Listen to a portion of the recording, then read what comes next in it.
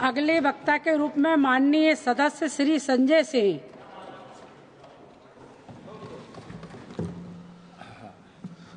धन्यवाद महोदय, आपने मुझे इस अति महत्वपूर्ण बिल पर अपनी बात कहने का मौका दिया। मैं सरकार का पक्ष सुन रहा था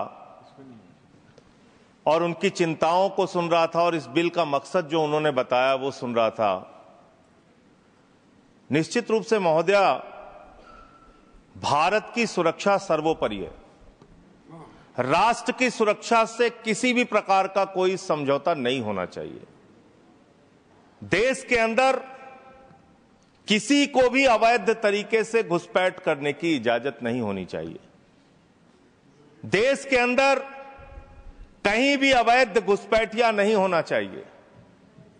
लेकिन पिछले 11 साल से इस देश के अंदर आपकी सरकार है। ज्यादातर राज्यों में डबल इंजन की सरकार है। डबल इंजन की सरकार है।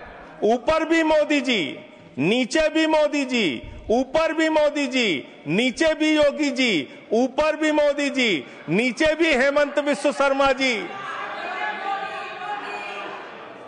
चारों तरफ महामानव की सरकार महोदया, महामानव की सरकार। वो तो अवतार भी कहते हैं अपने आप को। और उस अवतार की सरकार में घुसपैठ हो जा रही है। 11 साल से हिंदुस्तान के अगर किसी कोने में अवैध घुसपैठिया है, अवैध रूप से कोई नागरिक रह रहा है, तो उसके लिए सीधे तौर पे भारतीय जनता पार्टी की सरकार और प्रधानमंत्री नरेंद्र मोदी जिम्मेदार हैं, कोई दूसरा जिम्मेदार नहीं है। बॉर्डर की सुरक्षा महोदया किसके पास है? बॉर्डर की सुरक्षा गृह मंत्रालय के पास है। बीएसएफ लगी हुई है वहां पे। चीन घुसपैठ कर रहा है।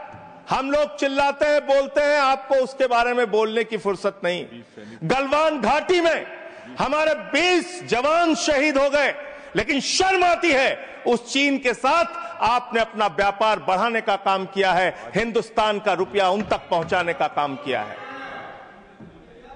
देश के बॉर्डर की सुरक्षा आपके जिम्मे है।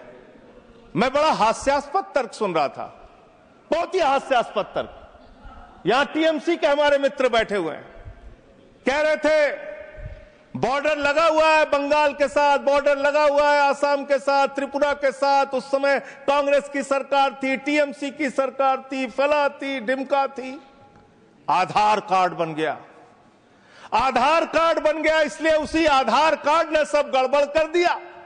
और उसी आधार कार्ड की वजह से एक बांग्लादेशी घुसपैठिया बंगाल से चला, आसाम से चला, त्रिपुरा से चला, झारखंड पार किया, बिहार पार किया, यूपी पार किया, दिल्ली आ गया। और ये बेचारे देखते रहे, इन्होंने कुछ नहीं किया। और मल्लिकार्जुन खड़गे जी भी बैठे हुए हैं, ये भी राज्य में मंत्री रहे हुए हैं। माननीय लोपी साहब, प्रमोद तिवारी जी भी राज्य में मंत्री रहे हुए हैं। इन दोनों से भी पूछ ले सरकार के लोग, ये भी आपकी मदद कर देंगे। किसी राज्य के अंदर कोई व्यक्ति आ गया तब उस राज्य सरकार की जिम्मेदारी होती है। लेकिन मुझे लगता है आजकल पूरा का पूरा गृह मंत्रालय सुपरमैन की पिक्चर देख रहा है। पूरे भाजपाई सुपरमैन की पिक्चर देख रहे हैं। और कैसे देख रहे हैं? 50 किलोमीटर की सुरक्षा बीएसएफ के पास है। बंगाल में 50 किलोमीटर की सुरक्षा बीएसएफ के पास है। एक बांग्लादेशी खड़ा होता है, उस बॉर्डर पे खड़ा होता है जहां बीएसएफ होती है, जहां गृह मंत्रालय होता है। छलांग लगाता है वो व्यक्ति, 50 किलोमीटर छलांग मार के सीधे ममता जी के पास पहुंच जाता है। कहता ममता जी आधार कार्ड दे दीजिए। ये हो रहा है क्या? 50 किलोमीटर आप नहीं रोक पा रहे हैं। अपनी नाकामी आप नहीं बता रहे हैं। आसाम के अंदर, त्रिपुरा के अंदर, बंगाल के अंदर जो बॉर्डर है वो आपके जिम्मे है। और उसकी सुरक्षा के साथ खिलवाड़ आपने किया है, गृह मंत्रालय ने किया है, भारतीय जनता पार्टी की सरकार ने किया है। आप अपने दोस्त राज्य सरकारों के ऊपर मरते हैं। अरे आधार कार्ड तो तब आदमी मांगेगा जब राज्य की सीमा में घुसेगा।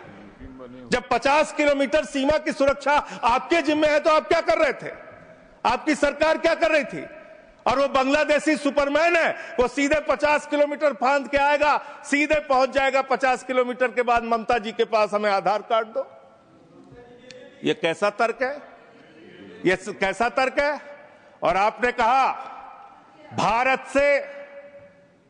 भारत के अंदर कोई भी नागरिक अवैध पासपोर्ट, अवैध वीजा लेके नहीं रह सकता। लेकिन मैं दूसरी बात आपसे पूछना चाहता हूं, इसका मैं समर्थन करता हूं, बिल्कुल नहीं रह सकता। लेकिन जो हिंदुस्तान के डकैत आज विदेशों में बैठ के हमको चिढ़ाने का काम कर रहे हैं, जिन्होंने हमारी बैंकों को लूटा है, जिन्होंने आम आदमी का पैसा लूटा है, वो 20,000 करोड़ की लूट करने वाला नीरव मोदी और मेहुल चौकसी कई वर्षों से हिंदुस्तान छोड़ के बाहर बैठा हुआ है, चिढ़ा रहा है इस देश को। उस डकैत को आप पकड़ के अब तक क्यों नहीं ला पाए? जवाब दीजिए, क्यों नहीं इसका पासपोर्ट जब्त किया आपने? ललित मोदी आपका दोस्त, आपके नेताओं ने उसको भगाया हिंदुस्तान से। 3,000 करोड़ रुपए हिंदुस्तान की बैंकों का लूट के विदेशों में बैठा हुआ है, क्यों नहीं आज तक आप उसको वापस ले पाए? विजय माल्या 9,000 करोड़ रुपए हिंदुस्तान का लूट के, हिंदुस्तान के बैंकों का लूट के, हिंदुस्तान के आम आदमी का पैसा लूट के 9,000 करोड़ रुपए विजय माल्या विदेशों में बैठा हुआ है, आपको चिढ़ाता रहता है। तिहाड़ जेल की, माननीय तिहाड़ जेल की विषय पे ही बोल रहा हूं महोदया, विषय पे ही बोल रहा हूं, विषय पे इन्हीं लोगों से सीखा है, इन्हीं लोगों से सीखा है महोदया। वो Vijay Mallya, I am not eluding sir, I am not eluding madam, I am not eluding. मंत्री जी को बोलने तब दिया जाए जब मैं एल्ड कर रहा हूं। आई एम नॉट एल्डिंग मैडम। अगर बिल से बाहर ही बोल रहे हैं तो बिल से बाहर भी सुनने के लिए तैयार रहे। एकदम ठीक है, जब आपका मौका आएगा आप बोलिएगा। महोदया, हम लोगों ने टीवी चैनल पे खबर देखी, विजय माल्या आएगा, तिहाड़ के बैरक में रहेगा, यहां पे उसका रोका जाएगा, यहां उसको सजा दी जाएगी। टीवी चैनल वाले खबर चला रहे थे और ये लोग भी बोल रहे थे विजय माल्या को लाएंगे। 9,000 करोड़ रुपए की लूट करने वाला विजय माल्या आज विदेशों में बैठ के चिढ़ा रहा है। और एक ललित मोदी है, उसने कौन से देश की, संजय रावत जी, मुझे तो नाम में भूल गया, बानुआतू की नागरिकता ले लिया उसने कहा 1 करोड़ रुपए जमा करो, बानुआतू चलो, बानुआतू चला गया। अरे हिंदुस्तान, नितिन संदेशरा 6,000 करोड़ रुपए हिंदुस्तान का लूट के विदेशों में बैठा हुआ है, आपको चिढ़ा रहा है। और महोदया, मैं इस सदन का सम्मानित सदस्य हूं, देश के सर्वोच्च सदन का सदस्य हूं, बड़े दुख और पीड़ा के साथ आपके साथ कह रहा हूं कि इन बेईमानों का, जिन्होंने हिंदुस्तान की जनता के बैंकों में डकैती डालने का काम किया, उनको आज विदेशों में बैठा के मौज करा रहे हैं ये लोग। और मेरा पासपोर्ट जब्त है, मेरा पासपोर्ट जब्त है। क्या मैं हिंदुस्तान का नागरिक नहीं? क्या मैं इस सर्वोच्च सदन का सदस्य नहीं? मैं मेंबर ऑफ पार्लियामेंट हूं, मेरा पासपोर्ट जब्त है। मैं कहना चाहता हूं इनसे, अगर वास्तव में तुम्हारी नीयत साफ है तो आज हिंदुस्तान के अंदर 50 करोड़ से ज्यादा जिन जिन लोगों का बकाया है, सबका पासपोर्ट जब्त करो, कोई हिंदुस्तान छोड़ के भागने ना पाए। सबका पासपोर्ट जब्त कीजिए। आप अनावश्यक बातें करते हैं। 11 साल से आपकी राज्यों में सरकार, 11 साल से आपकी केंद्र में सरकार, और बांग्लादेशी घुसपैठिया आप नंबर नहीं बता पाते कितने भगाए आपने। आज बताइए कितने लोगों को आपने भगाया, कितने बांग्लादेशी घुसपैठियों को आपने हिंदुस्तान से भगाया 11 साल के अंदर। खाली राजनीति करते हैं। बंगाल का चुनाव आ रहा है, राजनीति शुरू, बिहार का चुनाव आ रहा है, राजनीति शुरू। अरे इससे ऊपर भी जाओ। और इन्होंने कितना बड़ा पाप किया वो भी बता रहा हूं, पूरे देश को सुनना चाहिए कितना बड़ा पाप किया इन्होंने। पंजाब के अंदर जो सीमा थी बीएसएफ के देखरेख में, उसको इन्होंने बढ़ा दिया, 50 किलोमीटर तक कर दिया। इसके साथ साथ इन्होंने tycoon profited after India relaxed border security rules for energy park.